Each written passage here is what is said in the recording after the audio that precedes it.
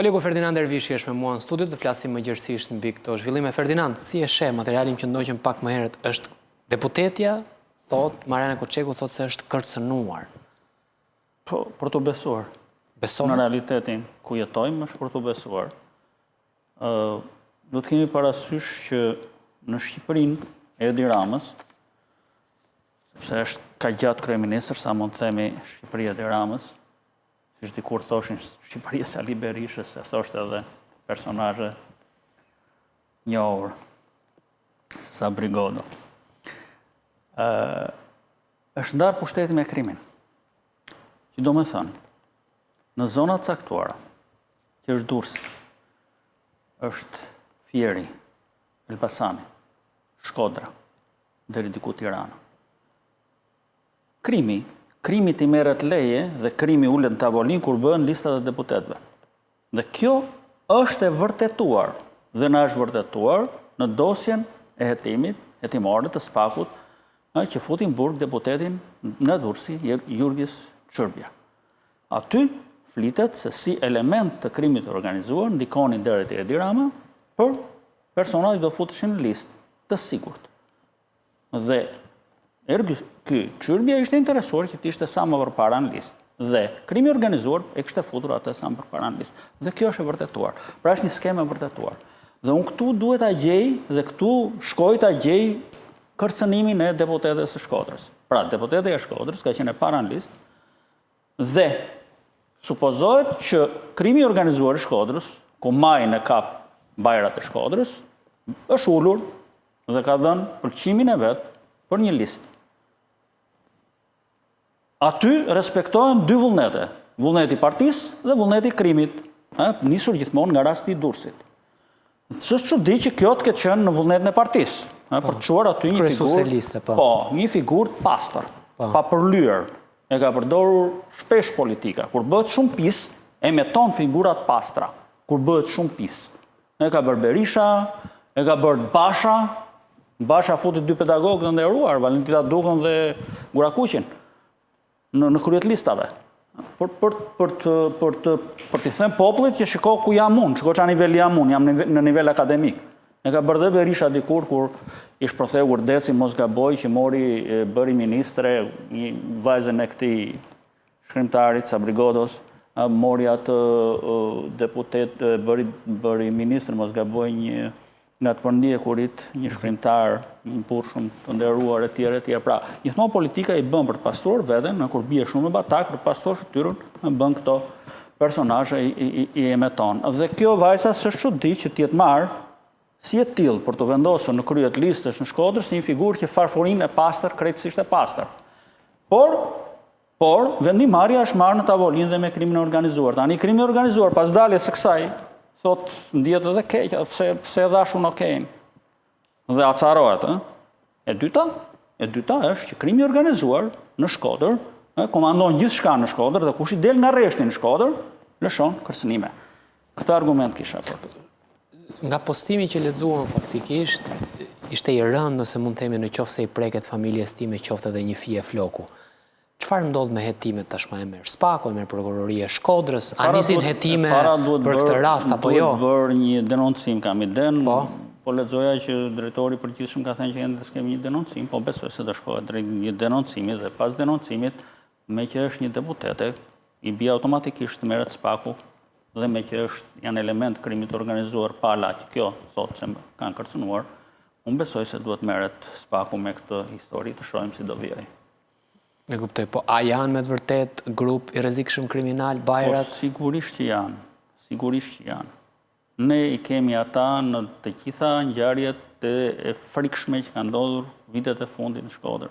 Ne i kemi ata në përgjimet e SKA-ECC se si organizonin vrasje, madje nëse do shikojmë ne si gazetar apo dhe dikush tjetër si studiues se si bëhet një vrasje me pagesë, është fiks rasti se si ata organizonin një vrasje me pagesë në Tiranë për t'i bërë qok një njeriu të tyre, një biznesmeni, kujtohet emri, është ai në burg tani, dhe thoshin për 100.000 e bëj vetë, pra për 100.000 euro thoshte ky bajri e bëj dhe vetun sepse është goxha shumë e konsiderueshme. por pastaj thoshte të sjellë dhe Arabë. Arabët thoshte vrasin pa umbuluar, pa maskë. E bëjnë këte për 100.000 euro. Ndërsa këto të tjerët e bëjnë për kaq, pra se cili kishte atë koston e vetë si grup vrasësh me pagesë. Pra ishte një burs tregu vrasjesh, le të themi. Po, ishte do të them model studimi, qoftë për gazetarët, qoftë për studiuesit. Se si ishte i gjithë pra skema. Se si duhet ta monitoronin personin, që i thoshte ky interesori që e kemi falë, kështu që ai nuk urruhet, kështu që e keni më të lehtë për ta vrarë, e tjera, pra ishte i gjithë skema aty brenda që ishte me faqe të tëra e dekriptuar në këto përgjimet e SKECC. Ata ishin pra bajrat që kanë dalë dhe në përgjimet të tjera, ku elementet të tjerë të krimit organizuar drejtohen atyre si komandantët e Shkodrës. Komandantët e Shkodrës, ju kemi komandant, pra. Këto janë njerëzit me të cilit Partia Socialiste ka bërë deal për të marrë vota në disa rrethet të mëdha të vendit. Shkojmë tek një operacion i SPAK-ut faktikisht, është një operacion i djeshëm që doli edhe njoftimi, një grup i madh, i strukturuar, kriminal, qindra miliona euro asete të sekuestruara, prona, llogari bankare. Çfarë ka ndodhur, Ferdinand? Pra është grupi i dytë i madh, i cili në mënyra se si ka funksionuar, zbulon, nësirë në pa, vërteton atë që kemi thënë dhe kemi dyshuar deri tani. Kemi dyshuar që parat e drogës të përfituara nga trafiku i drogës dhe shitja me pakic apo me shumic, që bëjnë grupet e strukturuara kriminale shqiptare në Europë, sepse atje kanë tregun e madh, futet në Shqipëri dhe pastrohet përmes ndërtimeve. Qoftë në Tiranë, Durrës, qytete ndryshme, dhe qoftë për turizëm në Bregdet. Ky është rasti i dytë, pas rastit të Artur Sheu dhe dosjes parë, që vërteton pikërisht këtë gjë, se si krimi organizuar ka gjetur te politika shqiptare aleatin për t'i ndihmuar, për t'i futur pikërisht në këtë lloj biznesi. Më saktë e ka gjetur te ajo ide, besoj unë, e kryeministrit shqiptar, që çdo para shqiptarësh e pist apo jo e pist, mund të futet sepse i bën mirë Shqipërisë, që është një llogari shumë e gabuar dhe që tani po na shpërthen dhe po e shohim fare të pastër se çfarë po ndodh. Pra flasim për një nga grupet më të organizuara në maj të krimit të organizuar shqiptar, personazhe që ne paga shumë dhe i kemi njohur, siç është Eldi Dizdari apo Denis Matoshi, me dy emra, i cili ka një histori shumë të interesante, është pikasur për të parë krejt rastësisht nga policia në Belgjik, sepse ngiste një makinë Mercedes-Benz diku te 500 apo 600.000 euroshe. Dhe policët që ishin djem të rinj, të hutuar, dikush i hutuar, dikush i vë tabelën, dikush u qa makine, pra të habitur dhe e ndalojnë. Dhe aty, kur bëjmë verifikimin, del që ishte një person në kërkim nga antimafia italiane dhe nga strukturat e policisë belge. Pra, kështu është identifikuar për herë të parë ky personazh. Në 2021 ka qenë subjekti i antimafias italiane dhe nga ky moment pra nuk ka antimafia italiane për çfarë akuzon? Për trafik ndërkombëtar të drogës dhe nga ky moment pastaj ka ikur në Dubai. Dhe strehohet atje bashkë me bashkëpunëtorët e tjerë të tij. Sipas SPAK apo atyre si thua pak gjëra që na kanë dhënë sepse dosja nuk ka dalë, kuptohet që këta janë zbuluar nga SKECC në bisedat, më shumë në bisedat, që bënte Shpëtim Aliu, pra një antar i grupit të tyre, më saktë është furnizues i disa grupeve me kokainë nga Amerika Latine, me të vllajën e vet që e kishte këtu Isa Aliu. Dhe bëheshin fjalë, pra aty flitet që unë i kishte dërguar 6 milion euro, së shpejti do të dërgoja një 3 të tjera, dhe duhet i futesh në ca fuqi të mëdha dhe t'i groposësh. Ndërkohë që vllai fal edhe një herë, pra i kishte dërguar 6. Po, do dërgonte edhe një 3 të tjerë në pak ditë. Po, dhe do groposësh ka shumë lëviznin, ka shumë fitim lëviznin. Miliona euro. Miliona euro, dhe do groposeshin? Ti groposte, po ti groposte ku do i runde, do i mande në shtëpi ato, bëhesh objekt sulmi në shtëpi, ti fshihte, pra ti groposte i thoshte futi në përfuqia. Po, për investime ku i investohen? Po, ato janë investuar. Po, ato janë investuar. Një pjesë e madhe, vllai vet, kuptoni, ka investuar në disa. Po. Këta blinin kompani kishin një historik, pra nuk ishin krejtësisht të reja, po të dukeshin si kompani të vjetra, ja u blinin të tjerëve me pak lek të kompani dhe futeshin pra si në biznes, duke punuar. Ky kishte themeluar Aliu, gjithmonë po flasim për Aliu, një rrjet biznesesh, Aliu Road House, që ishin kryesisht në Elbasan, kishin investuar në resorte turistike, në vila, në Lalës, në Hamallaj, po ashtu në Himar, dhe kishin bërë një kompani sigurie. Ky është vetëm ky. Flasim Dizdari, pastaj këto hapen, pra gjitha asetet e sekuestruara e shkojnë në shumën rekord 150 milion euro. 150 milion euro. Vetëm ajo, po të shikosh atë projektin e sekuestruar në Himar, që është midis Himarës dhe Jalës, në një vend të jashtëzakonshëm. Një vend shumë të lakmuar. Ato kanë bërë një projekt të quajtur Zigzag në Bregdet, që do kishte, pra i parashikuar të kishte 200 dhoma luksoze që do amplieshin sigurisht nga persona dhe kështu në këtë formë pastrohej paraja. Por i kemi dhe në hotele shumë luksoze, si që është një hotel Elisa Tirana, që është në rrugën e Divrës, cili është i njohur ndërkombëtarisht me fjalë nga një rrjet hotelesh që quhet Melia, mos gaboj. Pra, po të shohësh me kujdes, janë ky grup i ka futur parat në Shqipëri, në kompani, pra që nga supermarketet, kompani sigurie, në ndërtim në zona turistike, por edhe në ndërtim të kullave në Tiranë. Kam blerë, për shembull Tiranë kishin një pjesë madhe dhe një kullë 33 katëshe, dhe së shumti kohët e fundit po shkonin drejt turizmit. Sa milion euro janë sekuestruar këtyre? 150 milion euro pasuri. Pasuri. Pra, jo të holla, po flasim për pasuri në këtë vlerë, këtij grupi. Spaku flet për 50 ton drogë. Sa vlerë kanë treg 50 ton drogë? Nuk e di, sepse nuk jam ekspert për këtë pjesë, po di që 11 ton janë kapur. Pra ka shumë lëviznin, sa 50 ata mund ta kenë të vërtetuar që këta e kanë marrë fitimin. 11 janë kapur, një 20% sa i bie, e kanë pasur dëm. Pra, flitet për një nga grupet më të fuqishme të krimit organizuar shqiptar, të linjave të trafikut ndërkombëtar drogës që nisin nga Amerika Latine dhe përfundojnë në portet e Hollandës, Belgjikës, e me radhë, Spanjës, dhe që flisnin njerëz që flisnin me miliona, pra jo nuk janë njerëz që flisnin me gjërat të vogla.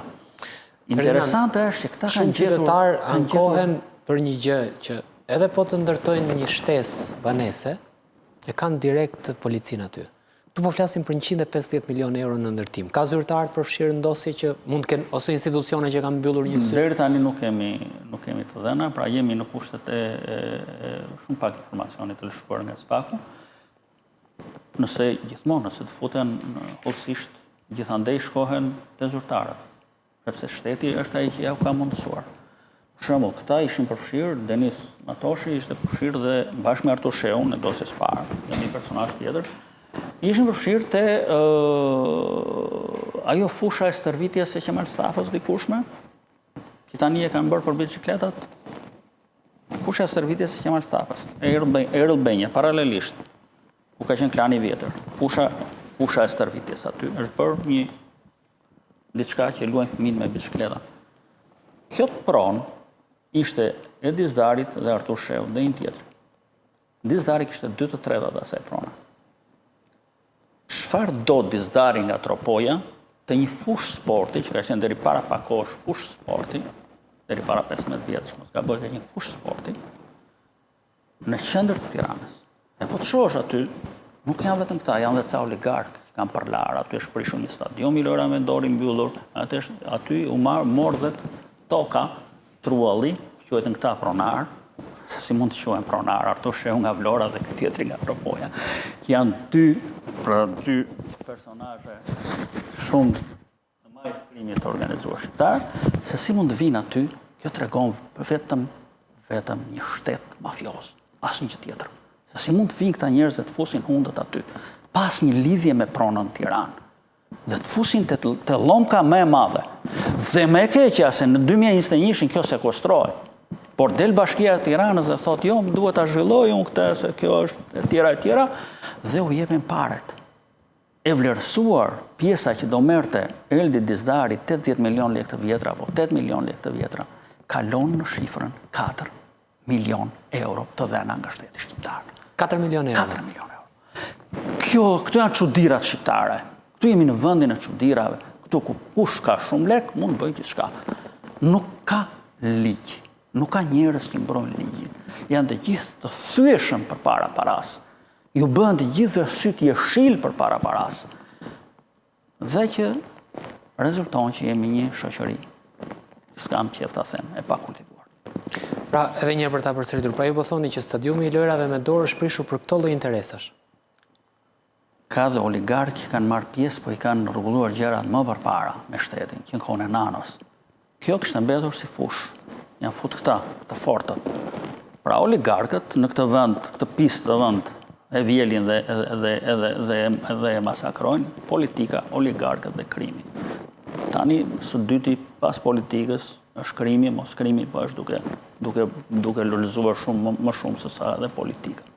Për ta mbyllur së fundmi, me aq sa ju e keni lexuar dosjen, si ishte struktura e grupit? Pra ju po thoni që po flasim për një ndër grupet më të mëdha dhe më të rrezikshme kriminale. Më të mëdha që lëviznin tonelata drogë nga Amerika Latine. I njohur, i bërë publik ky Eldi Dizdari që në 2021 dhe që ka pasur kohën e dur dhe për shkak të zgjuarsisë personale mbase edhe për shkak të parave të shumta, ka pasur dhe zgjuarsi në dur të shkojnë në Dubai dhe të sistemohet atje dhe të bëhet investitor.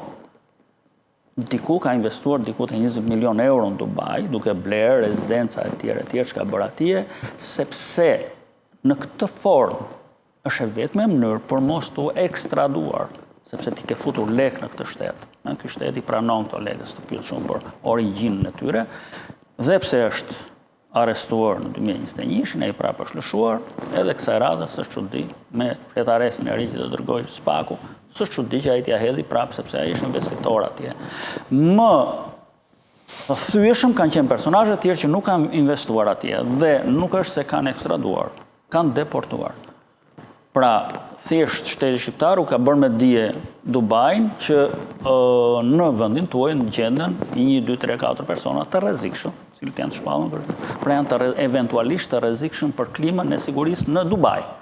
Kjo është stili që ka propozuar shteti shqiptar dhe që ka marrë disa persona, por te Dizdari nuk shkon dot, sepse Dizdari ka investuar miliona euro në Dubai. E kuptoj, dhe ti thua që nuk mund presim që ai të vi të ekstradohet. Është shumë e vështirë me sa duken gjërat që ai të ekstradohet. Ne kemi parë shpesh herë që dilin zyrtarët lartë dhe thoshin filani u ekstradua nga Dubai, erdhi nga Dubai. Pra këtë shpjegova, janë ekstraduar disa persona, por jo nga kjo pjesë që kanë bërë investime atje, që kanë qenë kaq shumë pasur sa të bëjnë investime apo të blejnë atje. Kanë qenë ata që kanë qenë me ca të ardhura modeste sa për të jetuar për veten e tyre shumë mirë atje, por që nuk kanë blerë në një pronë Dubai apo kanë bërë në investim Dubai. Këto janë më vulnerabël për të kthyer. E qartë. Ferdinand, kënaqësi që të kisha në studio.